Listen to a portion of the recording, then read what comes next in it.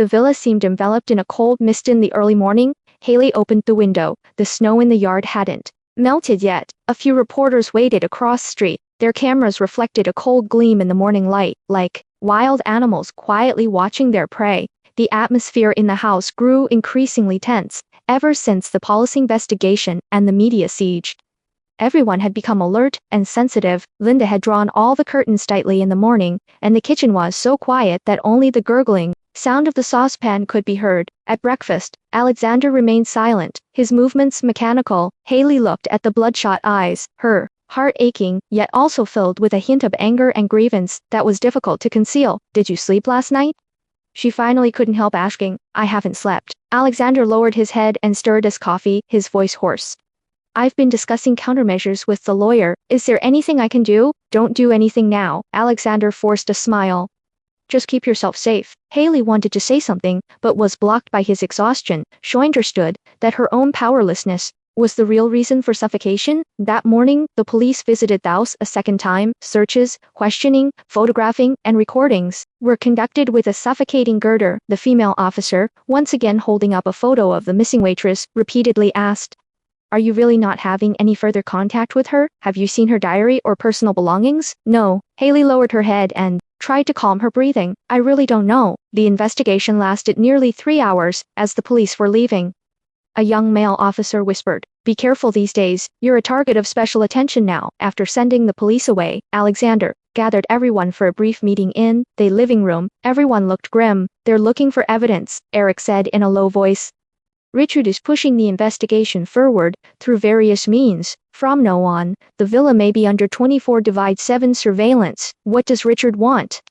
Linda couldn't help complaining. "He wants Mr. Volkov to compromise." Eric looked at Alexander, and Haley might be used as a breakthrough point. The air froze. Haley's fingers were clenched until they turned white, and the questions from the police and reporters replayed in her mind over and over again. She felt suffocated, ashamed, angry, and vaguely unwilling. In the afternoon, a new anonymous revelation broke out on the news website. The heroine of the Volkov VA, suspected to be a key witness in the old nightclub case, and her identity is confusing. Haley's photo was widely circulated, and the comment section was full of gory talk.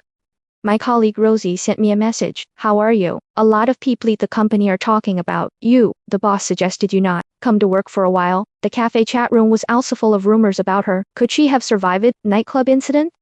"Oh my god, she still dares to work outside." Haley looked at her phone. Her throat felt like it was being tangled tightly with a thin thread. Her fingers trembled, and tears welled up in Harry's. She subconsciously wanted to call Tina, but found that the signal had become extremely unstable, as if the whole world was rejecting her. That evening, Alexander received a mysterious phone call. His expression was grave, and after hanging up, he said, "Only one thing. We must be on high alert tonight. Richard has sent a private detective into this neighborhood." "Do we need to call the police?" Linda asked in a low voice. "Not yet. The police might not actually intervene." Eric calmly assigned security. "Everyone, don't go out alone. Report anything unusual immediately." The atmosphere was extremely depressing. As the night deepened, the lights around the villa were brightened, and the figures of patrolling security guards kept swaying outside the window. Haley sat restlessly in her room, sheared the torn old letter over and over again, trying to find a way to save herself in every word. She realized that if she continued like this, she would be completely swallowed up by this storm. At 11 o'clock in the evening, another anonymous text message arrived on my phone.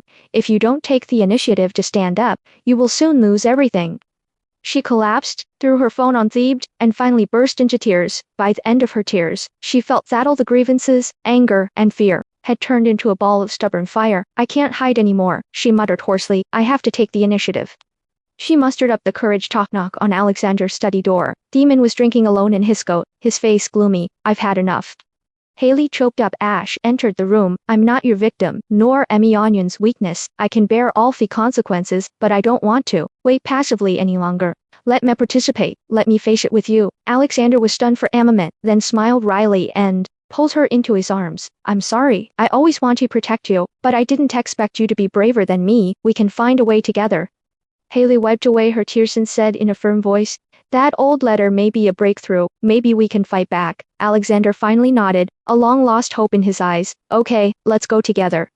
As the night wore on, The two discussed their next plan in their study. Alexander suggested organizing all the information related to the nightclub to identify any loopholes Richard might exploit. Haley then recounted every detail she knew and offered to personally confront the media and police to clear her name. I'm not weak. She held Alexander's hand. I can also fight for our dignity. Snow began to fall outside the window, and the whole city fell into a cold silence. But this time, Haley's eyes ignited with unprecedented determination and light. In the early morning, before daybreak, the people in the villa were already prepared for the upcoming test. Haley put on her smartest clothes and stood in front of the mirror, taking a deep breath. She knew that only by facing the storm head-on could she regain control of her own destiny. Alexander stood behind Heron, whispered encouragement, "No matter what happens outside, I will stand by you. I won't back down." Haley smiled. The snow outside the window stopped and a faint dawn appeared on the horizon. Please stay tuned for the next episode. See you there.